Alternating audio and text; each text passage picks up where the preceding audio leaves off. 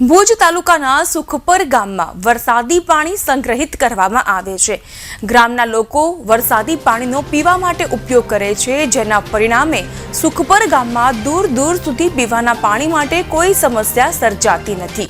અનિયમિત અને અપૂરતા વરસાદને કારણે વિશ્વમાં પાણીની વિકટ સમસ્યા બની રહી છે, ત્યારે સુખપર ગામમાં ઘરે ઘરે અંડરગ્રાઉન્ડ પાણીના ટાંકા બનાવાયેલા છે, જેમાં ચોમાસાના વરસાદી પાણીનો સંગ્રહ કરવામાં આવે છે।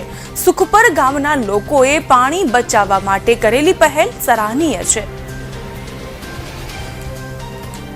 પાણીનો સ્ટોક હોય, વરસાદ મકાન બનાવે એનાથી પહેલાં તો પાણીનો સ્ટોક બનાવી, એટલે અમારા ગામમાં એવી કે ઉનાળો ખપે ઉનાળો આવે તો પાણીની કોઈ તંગી રહેતી જ નથી। અને અમારા ગામની સમાજ છે, મંદિર છે, બધામાં સિસ્ટમ જ છે કે પાણી અંડરગ્રાઉન્ડ ટાંકા તો પહેલાં બનાવીને પછી એનું મકાનનું માળખું ઊભું કરી। કઈ રીતે વરસાદી પાણીનો સંગ્રહ છે? અગાસી ઉપરથી જે વરસાદનું પાણી થાય, પેલી અગાસી પહેલો વરસાદ થાય અમે અગાસી સાફ કરી નાખી, બીજો વરસાદ આવે એટલે સીધું એવો પાઇપ સિસ્ટમે સીધું ટાંકામાં પાણી ચાલુ જાય વરસાદનું। શું ફાયદો થાય આ પ્રકારની વ્યવસ્થા?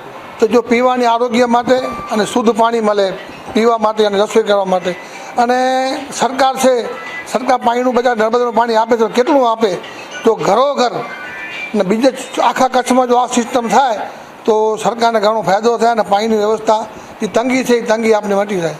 વિશ્વ જળ દિવસે સૌને શુભકામનાઓ।